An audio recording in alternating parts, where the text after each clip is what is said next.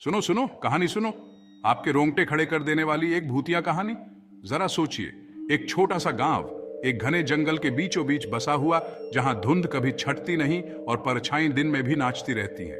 बहुत समय पहले इसी गांव में एलिजा नाम की एक छोटी लड़की रहती थी। वो अपनी दयालुता और चित्रकारी के शौक के लिए जानी जाती थी। हर शाम वो आग के पास बैठकर अपने आसपास की दुनिया को स्केच किया करती थी। लेकिन एक रात कुछ असाधारण हुआ। एलिजा को अपने घर के अटारी में छिपी हुई एक पुरानी धूल भरी स्केचबुक मिली।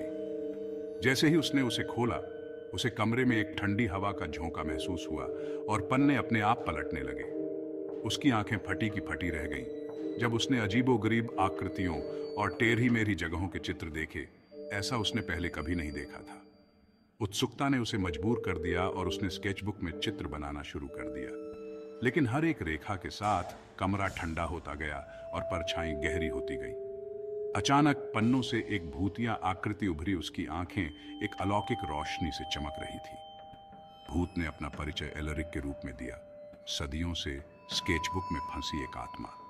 उसने एलिजा से कहा कि जो कोई भी इस किताब में चित्र बनाएगा, वो उसमें फंसी आत्माओं को मुक्त करने का श्राप पाएगा।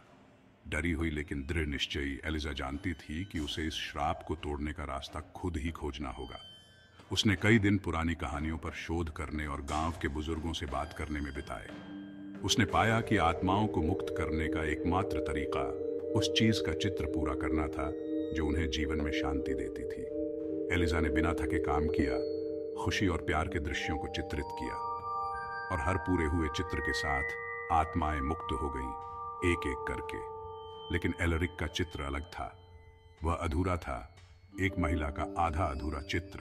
एलिजा को एहसास हुआ कि एलरिक अपने सच्चे प्यार से बिछड़ गया था और उसकी आत्मा को तब तक शांति नहीं मिल सकती जब तक वो उससे दोबारा नहीं मिल जाता। उसने अपना दिल उस चित्र को पूरा करने में लगा दिया, महिला के चेहरे के हर विवरण को कैद करते हुए।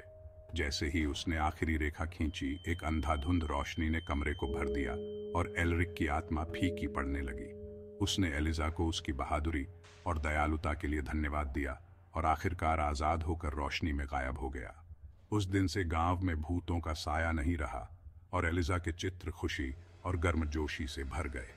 उसने न केवल आत्माओं को मुक्त किया बल्कि अपने गांव में शांति भी लाई। तो अगर आपको कभी कोई पुरानी स्केचबुक छिपी हुई मिले तो सावधान रहना। आप कभी नहीं जानते कि कौन सी आत्माएं मुक्त होने का इंतजार कर रही हैं। देखने के लिए धन्यवाद, और ऐसी ही और कहानियों के लिए लाइक और सब्सक्राइब करना न भूलें।